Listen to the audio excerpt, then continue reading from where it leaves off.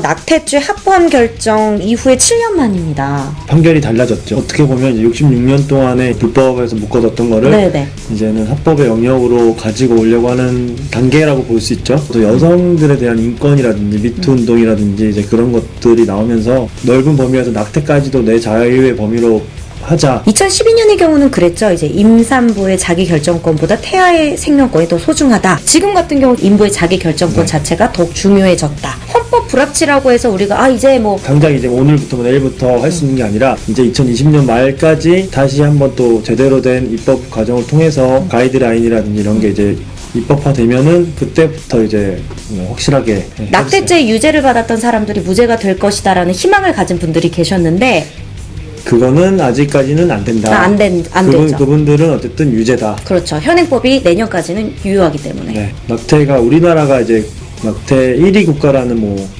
불명예라고 해야 되나요? 어쨌든 그런 게 있잖아요. 네네. 낙태가 줄어든다기보다는 불행한 사람들이 불행한 사람이 줄어들 거다. 예.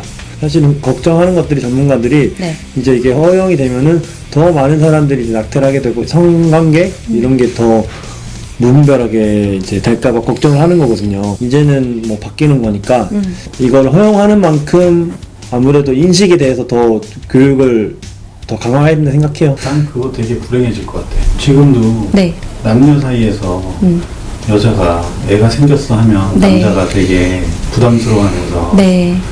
어떡하지? 우리 결혼할 수 없을 것 같고 막 그런데 만약에 이게 낙태가 허용이 돼. 네. 그럼 남자들은 보통 야 낙태해 수술해 오히려 쉽게 얘기할 수 있잖아. 그 여자도 이렇게 생각할 여자가 있다는 거예요. 남자만 낙태하면 돼 이게 아니고 여자도 그래 나도 엄마가 될 자신은 없어. 당신을 사랑하긴 하지만 피임이라든지 우리가 더 생각을 하고 중요시할 게 그렇지 않은 경우가 나올 수 있다는 거죠. 부작용이 있을 수 있는데 조심해야 되는 거고 뭐 낙태를 한다고 해서 이게 막 건강하고 그런 게 아니잖아요. 그렇죠. 저희가 듣기로는 뭐 낙태하는 게 임신하는 것만큼 굉장히 안 좋아요 여자 몸에는. 실제로 뭐 애기 낳는 것처럼 몸에 안 좋다고 하니까 그런 거를 이제 더 강조를 하면서 강간이라든지 성폭행에 의한 임신 낙태는 허용이 되고 있었었나요?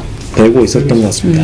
아프거나 임산부 몸에 네. 부담이 돼서 이제 그런 경우에는 이제 가능한 걸로 알고 있어요. 됨으로써 오히려 이제 그동안에 지금까지 낙태하면은 그냥 알아서 치료받고 알아서 몸조리하고 했으면은 그런 것들부터 다 이제 만들어지고 네. 한 번 낙태했던 사람들이 두 번, 세 번 또 할 수 있잖아요. 그러니까 그렇게 안 될 수 있도록 교육을 시켜주고 뭐 예를 들면 한 번은 되는데 두 번 안 된다 이런 식으로라도 뭔가 이제 가이드가 되면은 일이 더 많아질 것 같다는 생각이 들어요.